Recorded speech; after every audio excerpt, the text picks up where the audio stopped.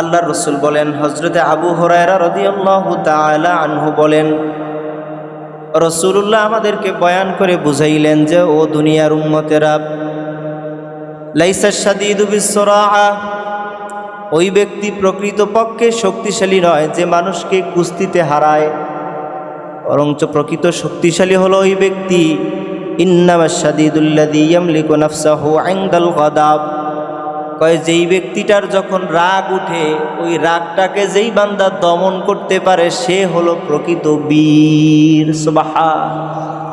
প্রকৃত বীরকে আমাদের কাছে যদি কেউ প্রশ্ন করত প্রকৃত বীর কাকে বলা হয়, আমরা বলতাম যেই ব্যক্তির সাথে কেউ পারে না, যার সামনে যাইতে মানুষ ভয় পায়, যার রাগ অনেক বেশি, মেজাজ গরম, রাগের বহির্ভূত হয় বান্দা বশবর্তী হয়ে এমন এমন কাজ করতে পারে তার সাথে শক্তিতেও কেউ কুলাবে না, সে হলো প্রকৃত বীর। কিন্তু রাসূলুল্লাহ বলেন, লাইসা শাদীদু বিসসুরাআ, প্রকৃত বীর সেই বান্দা নয়, বরঞ্চ ইন্নামাশ শাদীদুল্লাযী ইয়ামলিকু নাফসাহু ইনদাল গাদাব, যেই বান্দার যখন রাগ উঠে গেছে ওই সময় যদি বান্দা তার রাগটাকে নিয়ন্ত্রণ করতে পারে সেই হলো প্রকৃত শক্তিশালী। তা আমাদেরকে শক্তিশালী হবে কে, প্রকৃত বীর হবে কে? যেই ব্যক্তি রাগ ওঠার পরে নিজের রাগকে কন্ট্রোল করতে পারবে সে হলো প্রকৃত বীর। সুবহানাল্লাহ। তাহলে আমরা 1 নম্বর রাগের ফজিলত পাইলাম। প্রকৃত শক্তিশালী, প্রকৃত বীর হলো ওই আল্লাহর বান্দা যার রাগ ওঠার পরে তার রাগটাকে নিয়ন্ত্রণ করে। নবীজির ভাষায়, হাদিসের ভাষায় সে হলো প্রকৃত বীর, সে হলো প্রকৃত পালোয়ান। যে রাগকে নিয়ন্ত্রণ করতে পারে না সেই ব্যক্তি প্রকৃত বীর, প্রকৃত পালোয়ান হওয়ার সুযোগ তার ভিতরে থাকে না। এই জন্য আমাদেরকে প্রকৃত বীর হতে হলে সর্বপ্রথম আমাদের ভেতরে রাগ আছে, এটা সত্য কথা। এই রাগটাকে সর্বপ্রথম আমাদেরকে দমন করতে হবে। আজকে থেকে আমাদের প্রথম মিশন হলো, রাগ হলেই আমরা আমাদের রাগটাকে দমন করার চেষ্টা করব। পড়েন ইনশাআল্লাহ। রাগ আমরা হব না, রাগ হব না আমরা, তাহলে আমরা বীর হতে পারবো না, ভালো মানুষ হতে পারবো না। 2 নম্বরে রাসূলুল্লাহ বলেছেন, যেই বান্দার রাগ ওঠে আর সে যদি আল্লাহ তাআলার জন্য তার রাগটাকে নিয়ন্ত্রণ করে, তাহলে ওই ব্যক্তির অন্তরটা আল্লাহ তাআলা ঈমান দিয়া পরিপূর্ণ করে দিবে। আল্লাহ তাআলার জন্য নিজের রাগ ওঠার পরেও সেই রাগটাকে নিয়ন্ত্রণ করে। আল্লাহর নবী বললেন, ইল্লা মালা আল্লাহ, তবে আল্লাহ তাআলা তাকে পরিপূর্ণ করে দেয় জাওফাহু ঈমানা, বান্দার অন্তরটাকে আল্লাহ তাআলা ঈমান দিয়া পরিপূর্ণ করে দিবি। আপনি কত বড় একটা বিষয় চিন্তা করেন তো, শুধু রাগ উঠছে আর আপনি আল্লাহর দিকে তাকায়, আল্লাহ আমি এবার আর রাগ হইতেছি না। রাগটাকে আপনি কন্ট্রোল করলেন, আপনি কন্ট্রোল করতে পারেন না। এমন লোকে এমন কাজ করছে যে রাগটা কন্ট্রোল করা আমার জন্য সম্ভব না। এরপরেও যদি আমি এই রাগটাকে আল্লাহর দিকে তাকাইয়া কন্ট্রোল করতে পারি, তাহলে জাওফাহু ঈমানা, তাহলে আল্লাহ তাআলা আমার ঈমানটাকে, আমার অন্তরটাকে ঈমান দিয়া পরিপূর্ণ করে দিবে। সুবহানাল্লাহ। তাহলে 2 নাম্বার, 1 নাম্বার প্রকৃত বীর হলো যে রাগ কন্ট্রোল করতে পারে। 2 নাম্বার ফজিলত হলো যেই বান্দা আল্লাহ তাআলার জন্য রাগকে কন্ট্রোল করবে, আল্লাহ পাক রব্বুল আলামিন বান্দার অন্তরটাকে ঈমান দিয়া পরিপূর্ণ করে দিবে। এখন আমি যদি শুধু ঈমানের বয়ান করি, ঈমান কাকে বলা হয়, তাহলে আবার 1 জুমানার ও কয়েক জুমা লাগবে শুধু ঈমানের উপরে কথা। এতটুকু জানেন, যেই বান্দার ভিতরে ঈমান নাই সেই বান্দা যদি সারা জীবনও সিজদা দিয়ে থাকে, বান্দা জান্নাত পাবে না।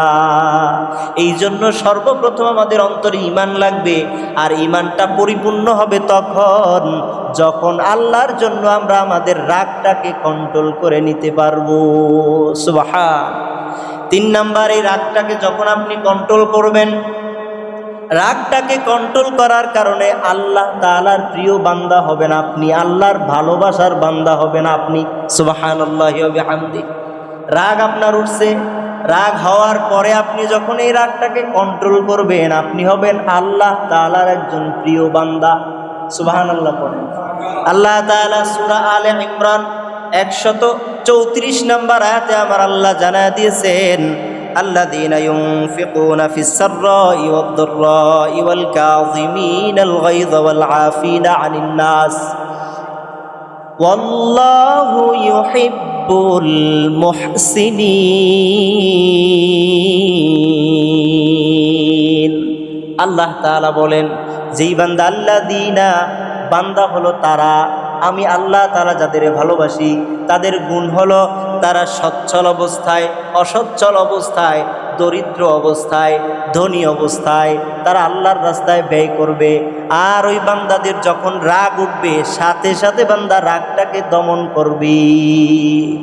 আর রাগের বশীভূত হয়ে বান্দা যদি কোনো সিদ্ধান্ত নিতে চায়, আল্লাহ তাআলা কয় বান্দা রাগ হওয়ার পর, দমন করার পর মানুষকেও ক্ষমা করে দিবে। আল্লাহ বলে দিলাম, আল্লাহু ইউহিব্বুল মুহসিনিন, এই গুণ যার ভিতরে থাকবে আমি আল্লাহ তাআলা তাকে ভালোবাসবো। রাগ ওঠার পরে যদি রাগটাকে দমন করা যায়, আল্লাহ তাআলা বলেন, তাহলে আমি আল্লাহ তাআলা স্বয়ং ওই বান্দাটাকে আমি ভালোবাসতে শুরু করি। সুবহানাল্লাহ। আল্লাহর ভালোবাসার দরকার আছে না নাই? দরকার আছে না নাই? আল্লাহ তাআলার ভালোবাসার বান্দা যদি হতে চাও, তাহলে আমাদের ভেতরের যেই রাগ আছে এই রাগটাকে আগে কন্ট্রোল করতে হবে। রাগ উঠবেই, এটাই স্বাভাবিক, অস্বাভাবিক না। রাগ ভিতরে আছে, এটাই স্বাভাবিক, কিন্তু এই রাগটাকে দমন আপনাকেই করতে হবে। আর যখন আমরা রাগকে দমন করতে পারবো, তখন আমরা আমার আল্লাহর ভালোবাসার বান্দা হয়ে যাব। সুবহানাল্লাহ। আমি কি বুঝাইতে পারলাম? রাগটাকে দমন করলে আল্লাহর ভালোবাসার বান্দা হওয়া যায়, রাগ দমন করলে প্রকৃত বীর হওয়া যায়। রাগটাকে দমন যদি আল্লাহর জন্য করতে পারি, তাহলে অন্তরটা আমাদের ঈমান দিয়া পরিপূর্ণ হয়ে যাবে। এবার আসি 4 নাম্বার। 4 নাম্বারে যদি আমরা রাগটাকে কন্ট্রোল করতে পারি, দেখেন রাগের এতগুলি ফজিলত, কথা বুঝেন, এগুলি কিন্তু সব রাগকে কন্ট্রোল করার ফজিলত। 4 নাম্বার ফজিলত, যদি বান্দা তুমি তোমার রাগটাকে কন্ট্রোল করতে পারো, মান কাফা গাদাবা কাফাল্লাহু আনহু আযাবা। নবীজি হাদিসের ভিতরে বলেন, যদি কোনো বান্দা তার নিজের রাগ ওঠার পরে রাগটাকে কন্ট্রোল করতে পারে, তাহলে কিয়ামতের দিন আমার আল্লাহ তাআলা তার আযাব থেকে বান্দাটাকে আশ্রয় দিয়ে দিবি। রাগ উঠছে, রাগ উঠার পরে আমার রাগটাকে যদি আমি কন্ট্রোল করতে পারি, তাহলে আল্লাহর নবী বলেছেন, মান কাফা গাদাবা, যেই বান্দা তার রাগটাকে দমন করলো, কাফাল্লাহু আনহু আযাবা, কিয়ামতের দিন আমার আল্লাহ তাআলা তার আযাব থেকে বান্দাটাকে আশ্রয় দিয়ে দিবি। সুবহান। রাগ দমনের 4র্থ পুরস্কার হলো, কিয়ামতের দিন আল্লাহর আযাব থেকে যদি মুক্তি পেতে চাও, নাজাত পেতে চাও, তাহলে তোমার ভিতরে যেই রাগ আছে ওই রাগটা মানুষের উপরে না যাইরা বরঞ্চ নিজের ভিতরে নিজেই রাগটাকে হজম করতে শিখো। তাহলে তুমি বান্দাটা প্রকৃত বীর হবা, তুমি বান্দাটা ঈমানটা তোমার পরিপূর্ণ হবে, তুমি বান্দাটা কিয়ামত দিবসে আল্লাহ তাআলার নাজাত প্রাপ্ত বান্দা, আল্লাহর আশ্রয়ে চলে যাইতে পারবা। রাগ উঠে না? ছেলে মেয়ের সাথে রাগ আমাদের কম উঠে, মনটায় চায় যদি মাইরা লাইতে পারতাম তাহলে কিছুটা বাইচা যাইতাম, ঠিক কি না? মানুষের উপরে কথায় কাজে অনেক সময় এত বেশি রাগ হয় যে মন চায় ওর মাথায় যদি একটা বাড়ি দিতে পারতাম, তাইলে মনে হয় কিছুটা হইলেও কলিজাটা ঠান্ডা হইত। কিন্তু এই সিদ্ধান্তটা কি ভালো না খারাপ? এক পিডানি দিয়ে আপনি 3.5 বছর, 4 বছর, 10 বছর, 22 বছর জেল খাটা লাগবে। শুধু সিদ্ধান্ত একটাই, এক পিডানি আপনি জেল খাটতে হবে 12 বছর। বংশ শুদ্ধা ধ্বংস হয় মামলা টানতে টানতে। এই পাশে যারা থাকে, আপনি তো জেলখানায় বসে যা করেন করেন, বাহিরে যারা থাকে এদের ঘর দরওয়াজা সব বিক্রি করতে করতে পরবর্তীতে যে উনুনে চুলায় যে কি দিবে এটাও তাদের স্বাভাবিক গতিতে থাকে। এটা শুধু আপনার একটা রাগের সিদ্ধান্ত, দে ওরে একটা মার, এক মায়ের দিয়ে আপনার জীবন যৌবন সব ধ্বংস করে দিলেন আপনি। এজন্যই তো রাগের ব্যাপারে এত বয়ান, রাগ যদি তোমার আসে তো তুমি দমন করে দাও, নিজের ভিতরে রাগটাকে হজম করতে শিখো।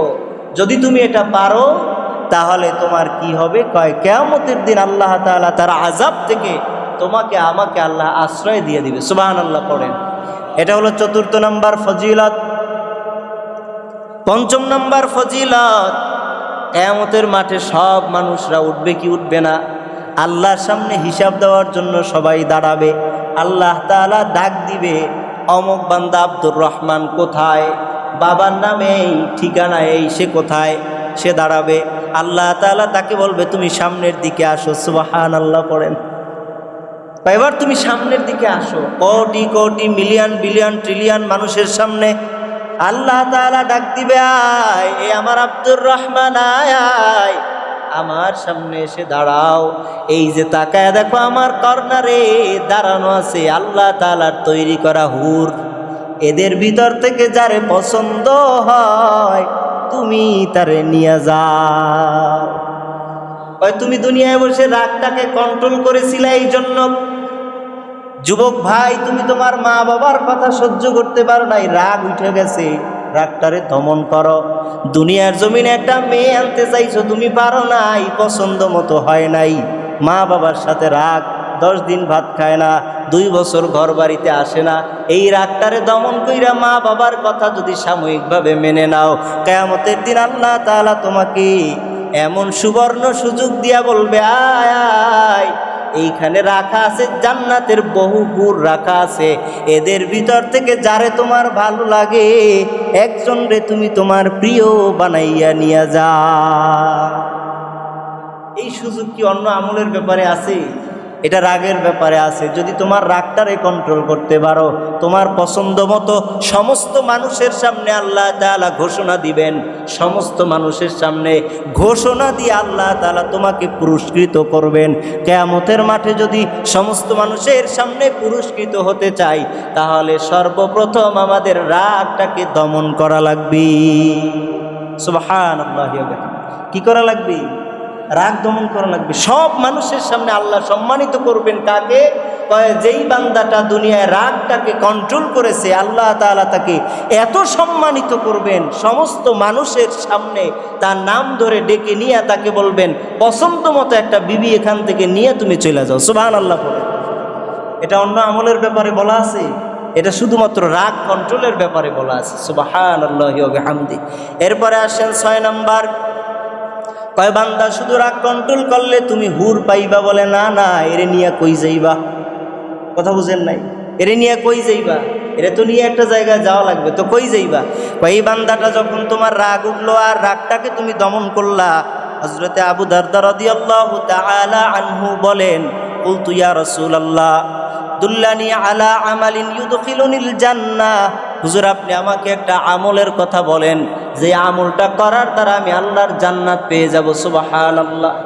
হুজুর আপনি আমাকে একটা আমলের কথা বললেন, দুল্লানি আলা আমালি ইউদখিলুনিল জান্নাহ, আপনি আমাকে একটা আমলের কথা বলেন যে আমলটা করার কারণে আমি আল্লাহ তাআলার জান্নাত পেয়ে যাইব। তা আল্লাহর নবী বললেন, ক্বালা লা তাকদাব ওয়ালাকাল জান্নাহ, তুমি বান্দাটা তোমার রাগটাকে দমন করো, তোমার জন্যই আল্লাহর জান্নাত। সুবহান। আবু দারদা জিজ্ঞেস করলেন, হুজুর একটা আমল বলেন যে আমলটা যদি আমি করতে পারি, আমার ভেতরে যদি আমলটা থাকে তো আল্লাহ আমাকে যেন জান্নাত দেয়।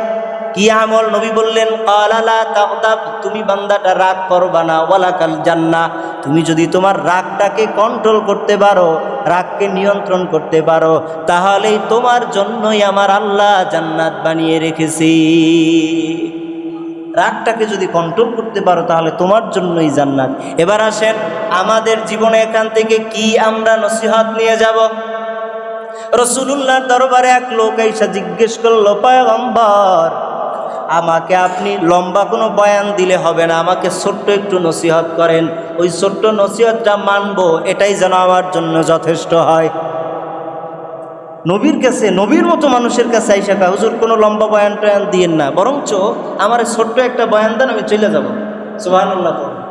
সাহস কি? আরে বলতে তো কলিজা লাগে, আর নবীর কাছে বলতে তো সাহসের দরকার নাই, নবী তো কিছুই বলে না, সে তো আমাদের জন্য রহমত। সুবহানাল্লাহ। আইসা বলে, হুজুর আপনার কাছে আসছি, আপনি আমাকে ছোট্ট একটা বয়ান দিয়ে দেন, আমি চলে যাব। নবীর কাছে আসছে তো ছোট্ট বয়ান শোনার জন্য, লম্বা অনেকে সবাই বলে অনেক ওয়াজ করা দরকার, কিন্তু উনি এসে কি কয়, আমার ছোট্ট একটা বয়ান দেন, আমি চলে যাই। আউসিনি, আমাকে ছোট্ট একটা নসিহত করেন। তা আল্লাহর নবী বললেন, তুমি তোমার রাগটাকে কন্ট্রোল করো, এবার চলে যাও। সুবহানাল্লাহ পড়ে। নবীর বয়ানটাও ছোট। নবী এবার কি কয়, যে তোমারে আমি বয়ান করে দিলাম, তুমি রাগটাকে কন্ট্রোল করো, চলে যাও। সুবহানাল্লাহ পড়ে। রাগটাকে কন্ট্রোল করো, তুমি চলে যাও। তোমার জন্য বড় নসিহত হলো যেটা তুমি চেয়েছো, এক কথায় তোমার জন্য আমি নবীর তরফ থেকে নসিহত হলো, তোমার জন্য ওয়াজ হলো, তুমি রাগটাকে কন্ট্রোল করো, এটাই তোমার জন্য যথেষ্ট হয়ে যাবে। সুবহানাল্লাহ। তাহলে রাগ কন্ট্রোলের আমরা 5টা 6টা ফজিলত পাইলাম। কয়টা ফজিলত? 1 নম্বরে যদি বান্দা তুমি রাগ থেকে নিজেকে কন্ট্রোল করতে পারো, তুমি হবা প্রকৃত বীর। 2 নম্বরে যদি তুমি রাগটাকে কন্ট্রোল করতে পারো, তোমার অন্তরটা ঈমান দিয়ে পরিপূর্ণ হয়ে যাবে। 3 নাম্বার হলো, তুমি যদি তোমার রাগটাকে কন্ট্রোল করতে পারো, আল্লাহ রাব্বুল আলামিন নিজে তোমাকে ভালোবাসবে। সুবহানাল্লাহ বলেন। 4 নাম্বার, বান্দা তুমি যদি তোমার রাগটাকে কন্ট্রোল করতে পারো, আল্লাহ পাক রব্বুল আলামিনের আযাব থেকে কিয়ামতের দিন তুমি আশ্রয় পাইবা। 5 নাম্বার, যদি তুমি তোমার রাগটাকে কন্ট্রোল করতে পারো, কিয়ামতের দিন সব মানুষের মধ্যে আল্লাহ তাআলা তোমাকে সামনে ডাইকা পছন্দ মতো একটা বউ নিয়ে যাওয়ার হুকুম দিবে। সুবহানাল্লাহ পড়েন। 6 নাম্বার, যদি তুমি তোমার রাগটাকে কন্ট্রোল করতে পারো, ওয়ালাকাল জান্নাহ, তাহলে জান্নাতটা তোমার জন্য নির্ধারিত হয়ে যাবে। এখন আমাদের রাগটাকে কন্ট্রোল করতে হবে। আসলে এইটা খুব কঠিন কাজ, এটা বয়ান করা যায়, কিন্তু রাগ যখন আহে তখন এটা কন্ট্রোল করা, কিন্তু এই বয়ান শোনা যত কঠিন, এর থেকে ওইটা মানা তার থেকে বহু গুণ কঠিন, ঠিক কি না? আপনার ঘরে গিয়ে দেখবেন, সর্বপ্রথম যদি আপনার ওয়াইফরে কিছু বলছেন, কিন্তু সে এটা করতে দেরি হয়েছে বা মনেই নেই, আপনার তো সাথে সাথে মেজাজ গরম, ঠিক কি না? এই মেজাজটা যদি তার সাথে না দেখাইয়া পারেন, আল্লাহর জন্য, কার জন্য, তোরে মাফ করে দিলাম, শুধু আল্লাহর দিক দেখাইয়া, তাহলে আল্লাহ তাআলা এর বরকতে আপনাকে আমাকে এই 6টা পুরস্কার দিয়ে দিবে। সুবহানাল্লাহ। দরকার আছে না নাই? এই শুধু এতটুকু আমলের কারণে আল্লাহ তাআলা আমাদের ঈমানটাকে নূর দিয়ে পরিপূর্ণ করবেন, আমার অন্তরটা ঈমান দিয়ে পরিবর্তন হয়ে যাবে। সুবহানাল্লাহ। আল্লাহ তাআলা কিয়ামতের মাঠে আযাব থেকে হেফাজত করবেন, এবং আল্লাহ তাআলা কিয়ামতের মাঠে সমস্ত মানুষের সামনে আমার নাম নিয়ে আমাকে পুরস্কৃত করবেন। সুবহানাল্লাহ। এটা কেবলমাত্র সম্ভব হবে শুধুমাত্র রাগ কন্ট্রোলের মাধ্যমে। কিসের মাধ্যমে? রাগ কন্ট্রোলের মাধ্যমে। আল্লাহর ভালোবাসার বান্দা যদি আমরা হতে চাই, তাহলে আমাদের সর্বপ্রথম রাগটাকে কন্ট্রোল করতে হবে। আমরা রাগকে কন্ট্রোল করতে রাজি আছি না নাই? রাগ কন্ট্রোল করতে টাকা পয়সা লাগবে? এখন 10 টাকা দেওয়া লাগবে না, শুধু আমি অন্তরে অন্তরে খেয়াল করব, আমার যতই রাগ উঠুক, কিন্তু আমি রাগটাকে বাহিরে প্রকাশ করব। রাগের মাথায় আমি কোনো সিদ্ধান্ত নিব, রাগের মাথায় আমি কোনো বিচার করতে যাব, তাহলে এটা ভুল হবে। রাগের মাথায় যদি বিচার করি, তাহলে আমার বিচারে কি হবে? এবার আসেন আমরা রাগকে কেমনে কন্ট্রোল করব। সাহাবী বললেন, আমি রাসূলুল্লাহর সামনে বসা, আল্লাহর রাসূল আর আমি বসা আছি, এমন সময় দেখলাম 2 জন মানুষ প্রচণ্ড দ্বন্দ্ব তর্ক করতেছে। একজন তর্ক করতে করতে রাগে তার চোখ 2টা লাল হয়ে গেছে, চেহারা লাল হয়ে গেছে, তার যে ঘাড়ের রগটা পর্যন্ত ফুইলা উঠছে রাগে। নবীজি দেখতেছেন ওই লোক 2 জন তর্ক করতেছে। তা আল্লাহর নবী কয়, এই লোকটা যদি এখন একটা দোয়া পড়তো, তাহলে কতই না ভালো হতো, তার রাগটা কন্ট্রোলে চলে আসতো। আমি একটা দোয়া জানি, যেই দোয়াটা যদি এই বান্দাটা এখনই পড়ে, তাহলে তার রাগটা কন্ট্রোলে চলে আসবে। কয় কি সেই দোয়া? আমরা সবাই জানি, কয় আউযু বিল্লাহি মিনাশ শাইতান। পারি না এতটুকু আমরা? কয় যদি বান্দাটার যখন রাগ উঠছে, ওই রাগটা তো শয়তানের তরফ থেকে তার ভিতরে আসছে, বান্দা তো চায় না কারোর সাথে দ্বন্দ্ব হোক, এটা কেউই চায় না।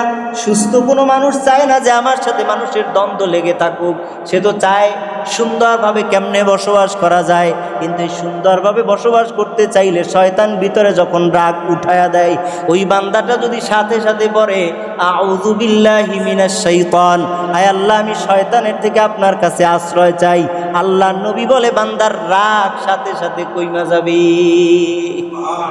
রাগ নিয়ন্ত্রণের উপায় বলছিলাম, 1 নাম্বার উপায়, যখন রাগ উঠবে তখন পড়বো আমরা আউযু বিল্লাহি মিনাশ শাইতান। পারবো না ইনশাআল্লাহ? রাগ যখন উঠে যাবে বেশি, দেখেন যে কন্ট্রোল করতে পারেন না, দাঁড়ায়া থাকতে পারেন না, মন চাই যে একজনের ধৈর্য মারি, একজনের একটা আসার দেই, এইটা করি ওইটা করি, এরকম যদি মনের ভিতরে চলে আসে, অন্যের উপরে যদি রাগ চলে আসে, সাথে সাথে আপনি আউযু বিল্লাহটা পইরা নিবেন।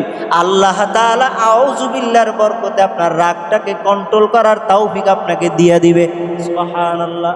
2 নম্বরে রাগ যখন আপনার ভিতরে আসবে, 1 নম্বরে তো বলছি আউযু বিল্লাহ পড়বেন, 2 নম্বরে যখন আপনার রাগ এমন পরিমাণে চলে আসবে যে আপনার কন্ট্রোলে নাই, তখন তো আপনার শরীরের অবস্থাকে পরিবর্তন করতে হবে। আপনি যদি দাঁড়ানো অবস্থায় থাকেন তাহলে আপনাকে বসে যেতে হবে, বসার পরেও যদি রাগ না কমে তাহলে শুয়ে পড়তে হবে। সুবহানাল্লাহ। এটা সুন্নাত। এটা কি? এটা কি? আবু যার রাদিয়াল্লাহু তাআলা আনহু মাঠের ভিতরে, ক্ষেতের ভিতরে কাজ করে, আমরা কাজ করি না? উনি পানি ক্যানেল বানাইতেছে যাতে করে ওনার ক্ষেতের ভিতরে পানি ঢুকে, এরকম করে যখন 2 পাশে মাটি উঠাইয়া বাদ দিয়া পানি নিতেছে, একদল লোক যাওয়ার পথে হঠাৎ কইরা কদমটা পড়ছে, বাদের উপরে পইরা ভেঙে গেছে। এখন ওনার রাগ কি উঠছে না কমছে? বুঝেন না? রাগ কি করছে? রাগ উঠে গেছে। আবু যারের মতো মানুষের রাগ উঠে গেছে, কিন্তু সাথে সাথে উনি ওনাদেরকে কিছুই না বইলা বইসা পড়ছে। কিছুক্ষণ পর কাদার ভিতরেই শুয়ে পড়ছে।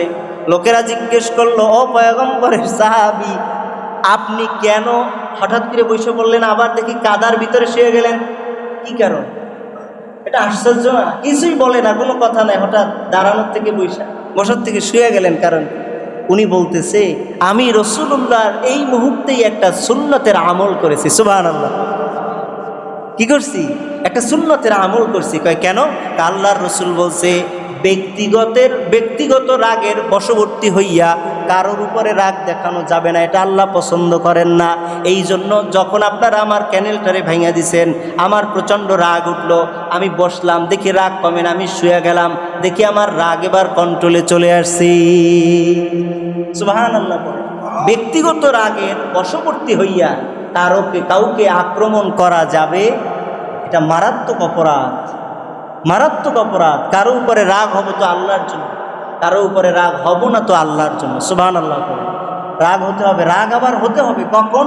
যদি কেউ ইসলামকে নিয়ে কটু বাক্য ব্যবহার করে, মুসলমানদেরকে নিয়ে যখন টানা হেঁচড়া করে, তখন মুসলমানের রাগ বাড়বে না কমবে? তখনও যদি আপনি শুয়ে থাকেন, তখন কিন্তু এই শোয়ার ফতোয়া আর খাটবে, আর সবসময় শুয়ে থাকতে পারবেন না। এখন একদল মুসলমান জিহাদ করবে ময়দানে, আর আপনি ঘরে শুয়ে আছেন, রাগ কন্ট্রোল করেন। এই রাগ কন্ট্রোল করা আপনার জন্য বৈধ হবে না, দ্বীনের জন্য আপনাকে লড়তে হবে। এবার আসেন হযরতে আলী রাদিয়াল্লাহু তাআলা আনহু, নাম শুনছেন আগে কখনো? আগে নাম শুনছিল না? আলী রাদিয়াল্লাহু তাআলা আনহু রাসূলের জামাতা। যুদ্ধের ময়দান, যুদ্ধ চলতেছে, আলী বীর বিক্রমের সাথে যুদ্ধ করতেছে, হাতে তরবারি। একটা কাফের আলীকে এত বেশি ডিস্টার্ব করে, ওকে এবার শেষ না করলে আর চলে না। আলী রাদিয়াল্লাহু তাআলা আনহু কাফেরটার তরবারির উপরে এত জোরে আঘাত করছে, ওর তরবারি ভেঙে টুকরা হইয়া দূরে চলে গেছে। আলীর গায়ে শক্তি সব থেকে বেশি, এমন জোরে আঘাত করলো, তরবারি ভেঙে চলে গেল, চূর্ণ বিচূর্ণ হয়ে গেছে। আলী রাদিয়াল্লাহু তাআলা আনহু ওই কাফেরটাকে জমিনের উপরে শোয়াইয়া ফেলছে, তরবারিটারে উঁচু করছে, কেবল ওর বুকের ভিতরে ঢুকাইয়া দিবে। এমন সময় কাফের তো কিছুই করার নাই, আলী রাদিয়াল্লাহু তাআলা আনহুর মুখের উপরে থুথু নিক্ষেপ করছে, কিছুই পারে না। তখন কি আর করা? আমার দাদা মরে গেছে, তো আমি যখন ছোট ছিলাম একটা গল্প বলতো, যে 2 ভাইয়ের তো প্রচণ্ড দ্বন্দ্ব, 2 ভাই ঝগড়া করে, ছোট মানুষ তো, এখন দুইজনের জড়ায়া ধরছে। জড়ায়া ধরার পরে বড় ভাই তো দুর্বল, ওরে এবার জমিনের নিচে ফালাইয়া ছোটটাই উপরের উপর উঠা বসছে। এখন বড়জন কিছুই যেহেতু পারে না, তখন ওইখানে বসে কয়, রোদ কার গায়ে লাগে? কি কয়? রোদ কার গায়ে লাগে? আমি তো নিচে আছি, ছায়ায় আছি। উনি যে এইদিকে ওনার 12টা বাজে, এরপরে কি কয়? যে রোদের তাপ কার গায়ে লাগে, এটা তো তোমার গায়ে লাগে, অতএব আমি এরপরও আমি জিতছি, তুমি কি করছো, হাইরে গেছো। তো যখন কিছু না পারে মানুষ তখন কি করবে? আলী রাদিয়াল্লাহু তাআলা আনহুর মুখমণ্ডলে থুতু নিক্ষেপ করছে, যেহেতু আর কিছুই করার নাই, এখন তো আমি চলে যাব। আলী রাদিয়াল্লাহু তাআলা আনহু সাথে সাথে কাফেরটাকে ছেড়ে দিয়ে দাঁড়ায়া গেছে। কাফের জিজ্ঞেস করলো, আলী সব সরঞ্জাম তো প্রস্তুত ছিল, এখন তো তুমি আমাকে মেরেই ফেলতে পারতা, এখান থেকে কেন তুমি প্রস্তুতি গ্রহণ করার পর আবার ছেড়ে দিলা, কি কারণ? এবার আলী রাদিয়াল্লাহু তাআলা আনহু বলে, তুমি এতক্ষণ ছিলা দ্বীনের দুশমন, দ্বীনের দুশমন আমার থেকে কখনো ছাড় পেতে পারে না। তুমি ছিলে আল্লাহর দুশমন, আমাদের দ্বীনের দুশমন। এই দ্বীনের দুশমন হওয়ার কারণে তোমার উপরে আমি আঘাত করতে চেয়েছি, তোমাকে দুনিয়ার থেকে বিদায় করতে চেয়েছি, কিন্তু যখন তুমি আমার মুখমণ্ডলে থুতু নিক্ষেপ করলা, আমার রাগটা এবার আর দ্বীনের উপরে নাই, আল্লাহর জন্য নাই, এবার আমার নিজের ভিতর থেকে আমার নিজের জন্য রাগ চলে আসছে। আমি এবার আমার রাগের জন্য তোমাকে মারতে চাইলাম, কিন্তু আমি ওই মুহূর্তে চিন্তা করলাম এই যে আমার রাগ হবে, এটা তো হতে হবে আল্লাহর জন্য। আমার নিজের জন্য রাগ হইয়া যদি আমি প্রতিশোধ গ্রহণ করি, এটা আল্লাহ তাআলা পছন্দ করবে না। আমি তো জিহাদে আসছি আল্লাহর জন্য, অতএব আমার নিজের রাগের বশীভূত হয়ে আমি কেন তোমাকে হত্যা করতে যাব, তোমাকে আমি ছেড়েই দিলাম। ওই কাফের লোকটা সাথে সাথে কয়, রে আলী, যেই বান্দারা জিহাদে আসে একমাত্র আল্লাহকে খুশি করার জন্য, যেই বান্দারা যুদ্ধ করে একমাত্র আল্লাহর জন্য, দ্বীনের জন্য, আমরা কেন সেই আল্লাহর ইবাদত করি না? যেই মুসলমানরা আল্লাহর জন্য যুদ্ধ করে আল্লাহ তাদের সাহায্য করে, আর আমরা কাফেরদের তো কোনো আল্লাহ নাই, আমরা তো নিজেদের রাগের বশবর্তী হয়ে আমরা যুদ্ধ করি। তাহলে এই যুদ্ধ করার কি লাভ আছে? কোনো লাভ নাই। আলী রে, আমিও তোমারে মারতে চাই না, এই মুহূর্তে আমারে কালেমা পড়া দাও, আমি মুসলমান হতে চাই। নিজের গোস্বার কারণে কাউকে আঘাত করা যায় না, কাউকে আঘাত করব তো কার জন্য? আল্লাহর জন্য রাগ হবে। কাউকে নিজের গোস্বার কারণে কাউকে আঘাত করা, এটা ইসলাম সমর্থন করে না। এই রাগটাকেই ইসলাম দমন করতে বলে।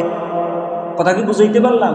তাহলে দুই নাম্বার, এক নাম্বার হলো যখন রাগ হব আমরা তখন আউযুবিল্লাহ পড়বে, দুই নাম্বার রাগ হলে দাঁড়ানোর থেকে আমরা বসে পড়বো, এরপর ওরা কন্ট্রোলে না আসলে শুয়ে পড়া, এটাও সুন্নত। তিন নাম্বার, যখন আল্লাহর নবী বললেন ইযা গাদিবা আহাদুকুম ফালইয়াসকুত, যখন তোমাদের কারোর ভিতরে রাগ চলে আসে তখন ওই বান্দাটা যেন রাগের মুখ দিয়ে কিছু নাই বইলা একেবারে চুপ কইরা বসে থাকে। সুবহানাল্লাহ পড়েন। কি করে? কোনো কিছু এবার আর কথাই নেই। যখন মানুষের সাথে আপনার তর্ক হলো, প্রচণ্ড রাগ, এই রাগের মাথায় আপনি একজনটা একটা বাড়ি দিয়ে লাইলেও পারেন, ওই সময় যদি আপনি চুপ কইরা যান, বিরোধী দল যদি একের পরে এক দ্বন্দ্ব চালাইতেই থাকে আর আপনি চুপ, একা একা ঝগড়া করে কোনো মজা আছে? একা একা ঝগড়া হয়? আপনি একা একা রাস্তায় দাঁড়ায় দাঁড়ায় ঝগড়া করতে পারবেন না? ঝগড়া করতে হলে বিরোধী দলের দরকার আছে।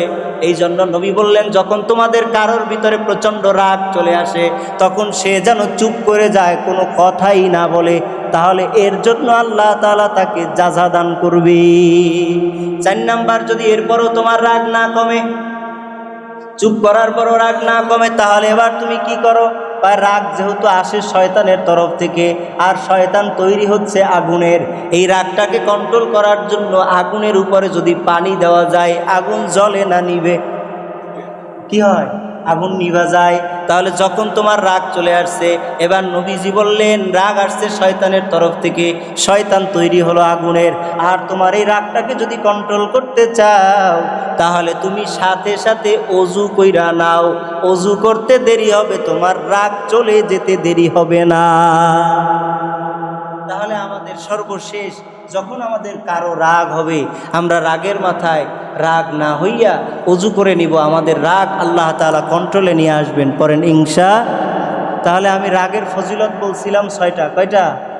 কয় ফজিলত? 1 নাম্বার, যখন রাগ যদি নিয়ন্ত্রণ করতে পারে সে হলো জমিনে বড় বীর। তার থেকে বড় বীর কেউ? যে মানুষের উপরে আক্রমণ করে সে বীর না, বরঞ্চ নিজের যে কন্ট্রোল করতে পারে রাগ থেকে সে হলো বীর।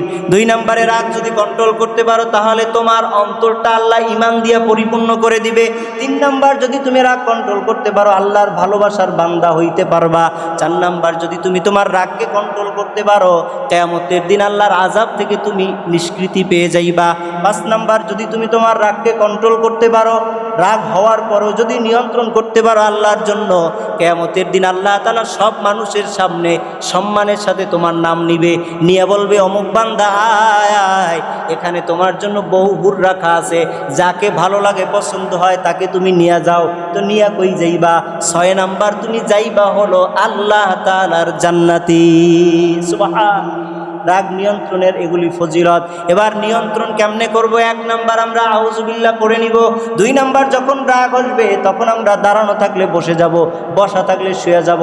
3 নাম্বার যখন আমাদের রাগ হবে, রাগ দমন করার জন্য আমরা চুপ হয়ে যাব। 4 নাম্বার যখন আমাদের রাগ হবে তখন যদি একেবারে কন্ট্রোলে না আসে, সাথে সাথে আমরা ওযু করব, আমাদের রাগ কন্ট্রোল করে দিবেন কি?